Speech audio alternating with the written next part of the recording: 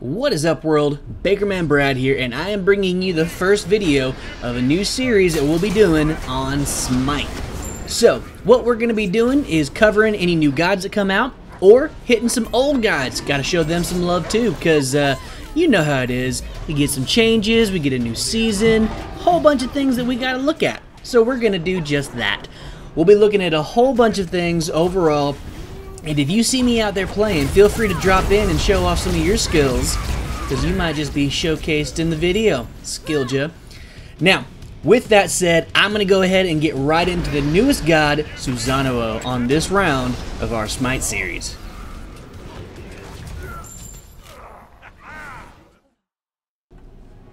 Susanoo is our first Japanese assassin, and he's quite the crazy assassin at that. Very mobile, very utility based, and actually can control the battlefield like no other assassin out there except maybe Freya. With that said, the abilities that Susanoo has is all about control and damage. Now, to get started with Susanoo, one of the first items that you can get if you want to rush into it and get the stacks is actually Transcendence.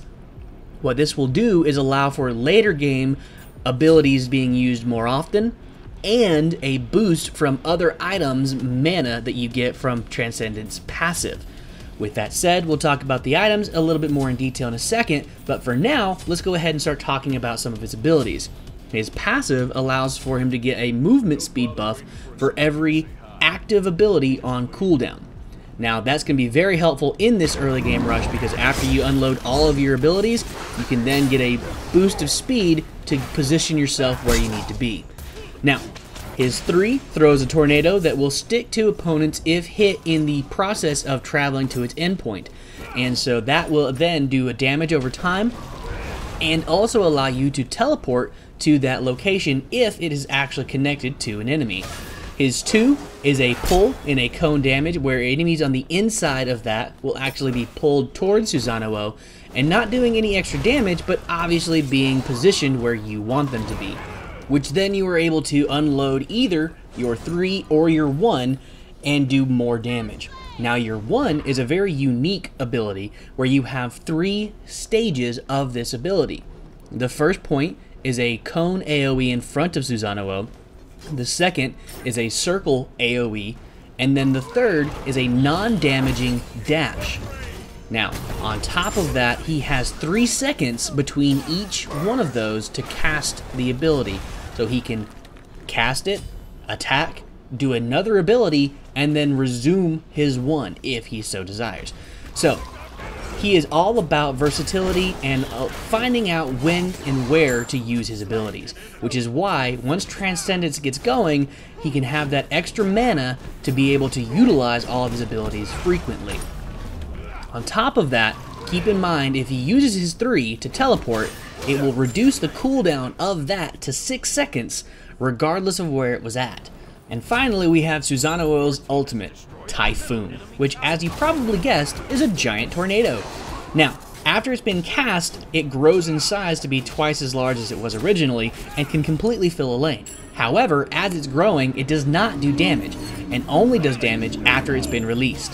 Now, as it is growing, it does control enemy movement, so it is a very useful CC item.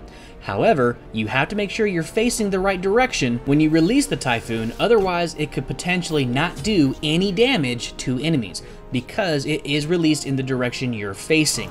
So, keep that in mind whenever you're using your ulti, if you want to use it for control or for damage, just like every other one of Susanoo's abilities.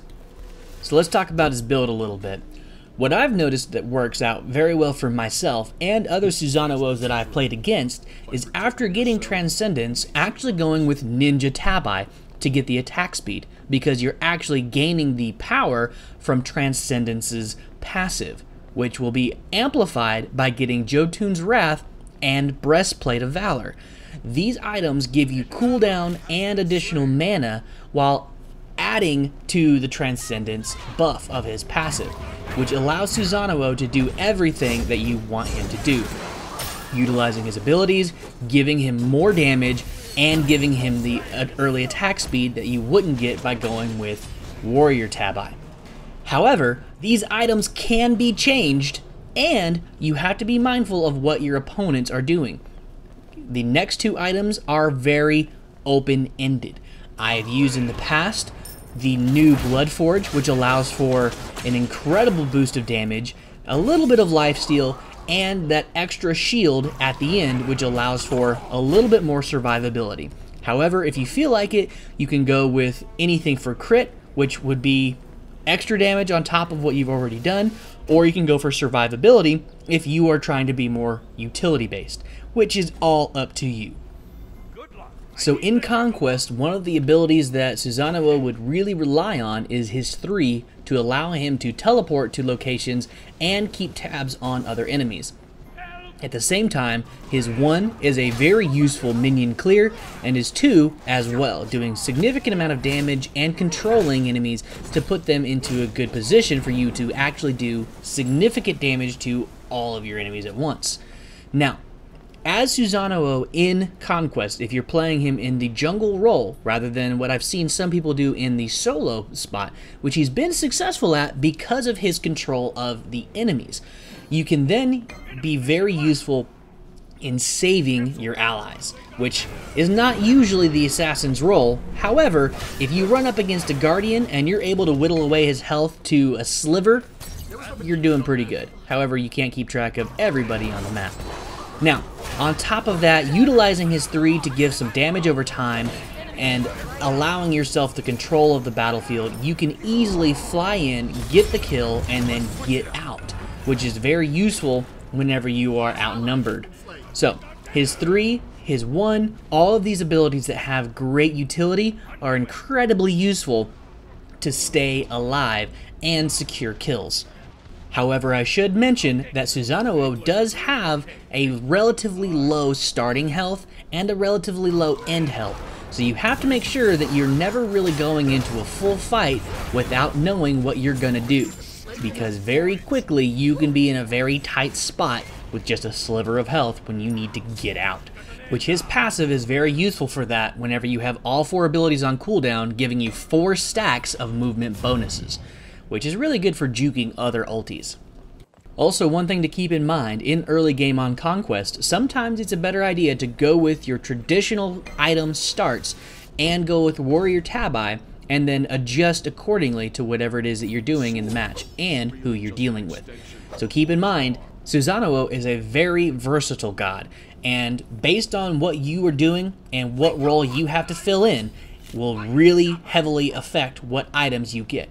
However, the build that we were talking about is still a very viable build. You just have to be careful of that early game rush.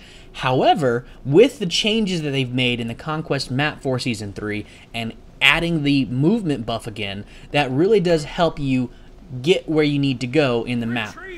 So stack the movement buff with your movement passive and all of the movement abilities. Susanoo can be anywhere in a heartbeat, and he can then control the battlefield with all of his kit, or utilize just one piece of his kit and be mindful of when and where he wants to use these abilities.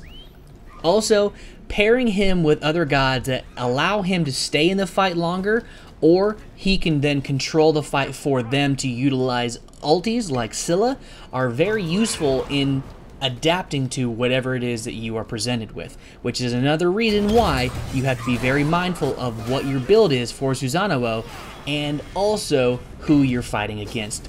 Now, outside of the jungle, Susanoo is a viable option for the solo lane. However, you do have to be very careful about who you're fighting against, and that will change your build dramatically based on who you are fighting. So keep that in mind whenever you're using these builds for whatever lane you're in. Again, all about versatility, adaptability, and keeping Susanoo in the fight or getting him out of the fight. Now that's all I've got for this first round of our new series for Smite, and keep your eyes peeled because we'll be dropping new videos about old gods, new gods, any changes for the seasons, patch notes, updates, pretty much everything Smite related we're going to be covering and dropping a video for you guys frequently. Keep your eyes peeled for that. Check out the game profile page on MMOHuts.com, and gamers, get back to gaming.